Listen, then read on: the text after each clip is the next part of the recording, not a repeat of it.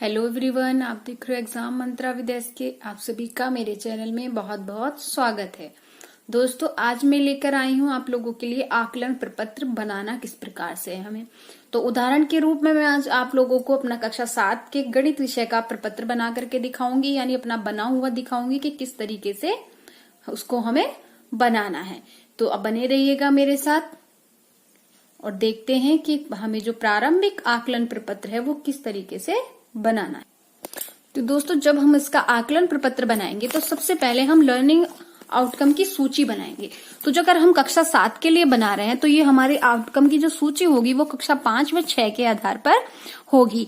तो जैसे प्राकृतिक व पूर्ण संख्याओं का अंतर समझते हैं, प्राकृतिक व पूर्ण संख्याओं को जोड़ व घटा को कर समझते हैं, पूर्णांकों की जोड़ घटा की संकल्पना को समझते हैं, पूर्णांकों की गणितीय संक्रियाओं को स्पष्ट रूप से समझते हैं, बोर्ड मास का प्रयोग स्पष्टली कर लेते हैं, संख्याओं को दर्शाने के लिए चर संख्याओं का प्रयोग करते हैं, अचर संख्याओं में अंतर कर लेते हैं, सजातीय विजातीय पदों में अंतर करते हुए उनको जोड़ व घटा लेते हैं, एक पद द्विपद व त्रिपदीय व्यंजकों को जोड़ व घटा लेते हैं, समतल व वक्रतल में अंतर स्पष्ट कर लेते हैं, रेखाखंड रेखा व किरण के अंतर को समझ लेते हैं, विभिन्न कोणों का निर्माण व उनमें अंतर स्पष्ट कर लेते हैं, लंब रेखा व समांतर रेखा में अंतर स्पष्ट कर लेते हैं, लय मैसपय ज्ञात कर लेते हैं, संगत व एकांतर कोण समझ लेते हैं, रेखीय समीकरण समझकर दाएं व बाएं पक्षों में के मान में प्रश्नों को हल कर लेते हैं, अनुपात समानुपात समझते हैं, विभिन्नों भिन्नों को प्रतिशत व प्रतिशत को भिन्न में बदलना भी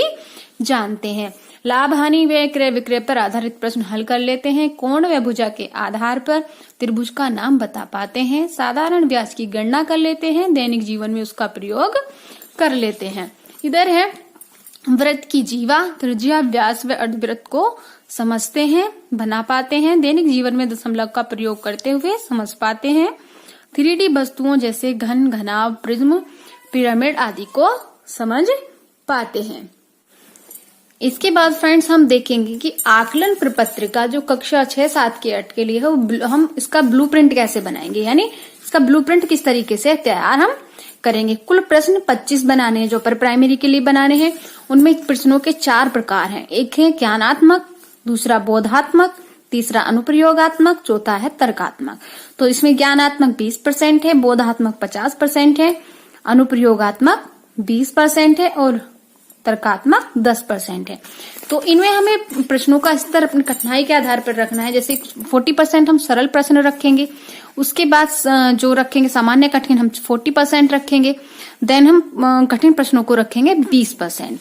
तो इसमें जो क्वेश्चन नंबर डालेंगे, जैसे क्वेश्चन नंबर 1, 2, 3 हमारे क्या है, सरल प्रश्न है ज्ञानात्मक वाले, ओ का मतलब है ऑब्जेक्टिव है और एस का मतलब सब्जेक्टिव है, यानी लिखने वाले हैं। तो इसी तरीके से क्वेश्चन नंबर 4 और 6 हमारे सामान्य कठिन है ज्ञानात्मक में। अब बोधात्मक में देखते हैं। बोधात्मक में हमारा प्रश्न 12, 7, 8, 9, 11 वो सरल है, ऑब्जेक्टिव है, और प्रश्न 13, 14, 16 क्या है, ऑब्जेक्टिव है। प्रश्न 5, 18 और 10 कैसे हैं, कठिन प्रश्न है ऑब्जेक्टिव में।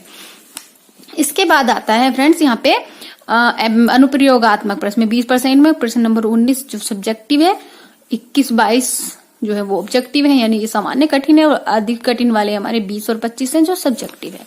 इधर तर्क में हम आते हैं जो 10% है, क्वेश्चन नंबर 23, 24 है, दोनों सब्जेक्टिव है, और क्वेश्चन नंबर 15 भी कठिन में आता है, यह है ऑब्जेक्टिव है। तो ओ से ऑब्जेक्टिव हो गया और एस से सब्जेक्टिव हो गया। तो ये हमारा ब्लूप्रिंट हो गया जो हमें अपना प्रपत्र बना, उस क्वेश्चन पेपर बनाने के बाद अपना हमें तैयार करना है। अब आइए हम देखते हैं कि आरंभिक परीक्षण प्रपत्र जो कक्षा 7 का गणित का है किस प्रकार बनाना है। ये हमारा प्रपत्र है, आकलन प्रपत्र कक्षा 7 विषय गणित, पूर्णांक 75 नंबर, यानी 3 नंबर का एक प्रश्न हमारा है। निम्नलिखित प्रश्नों के 4 विकल्प दिए गए हैं, सही उत्तर छांट कर लिखिए। 29 की अनुवर्ती प्राकृतिक संख्या कौन सी है, बच्चे छांट के लिखेंगे। 27 की पूर्ववर्ती संख्या, इसके बाद रिक्त स्थानों की पूर्ति ये गुणा करके दे दिया है। नेक्स्ट है सत्य कथन, सत्य असत्य पे निशान लगाने हैं। इसके बाद इस तरीके के प्रश्न दे सकते हैं कि खाली जगह पे क्या आएगा। नेक्स्ट है गुणा का यानी बोर्डमास का यूज हमने यहाँ पे बच्चे को दे दिया। नेक्स्ट है एक ब्यारे का मूल्य x है, तो ये हमारा समानुपात वाला आ गया। इसके बाद ये हम व्यंजकों वाले सवाल ले लिए हमने, निम्नलिखित व्यंजकों के सम्मुख छाट कर सजातीय विजातीय पद लिखने को आ गया। समीकरण को हल करना आ गया। रिक्त स्थानों की पूर्ति करनी है। यहाँ पे गोले का तल कैसा होता है, यानी तल वाले चैप्टर से आ गया। जोड़े मिलाने को आ गए। त्रिभुज के तीनों कोणों का मान क्या होता है। कोटि पूरक कोण पूछ लिया इसमें।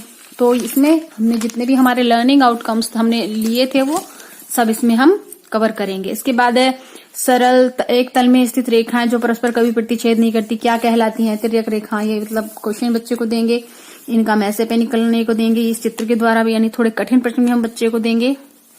इसमें हल करने पर पी का मान बताना होगा, को सरलतम रूप में लिखना होगा, इसका प्रतिशत मान क्या होगा। 5 पुस्तकों का मूल्य 7, ये सब्जेक्टिव क्वेश्चंस आ गए हैं। ये फिर ऑब्जेक्टिव है। इधर ये चारों प्रश्न सब्जेक्टिव हैं जो कठिन में आते हैं। दोस्तों मैं एक बार और आपको दिखा देती हूँ, आप प्रश्न चाहो तो पॉज करके इसका स्क्रीनशॉट भी ले सकते हो। मैं स्टार्टिंग से दिखा रही हूँ, ये देखिएगा।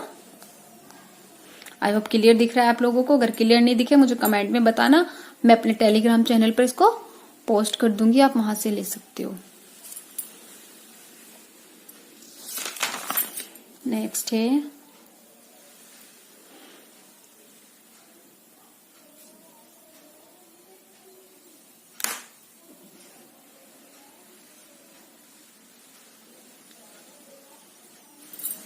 आई होप फ्रेंड्स आप सबने उदाहरण देख लिया होगा, इसको पॉज करके इसका स्क्रीनशॉट ले लिया होगा।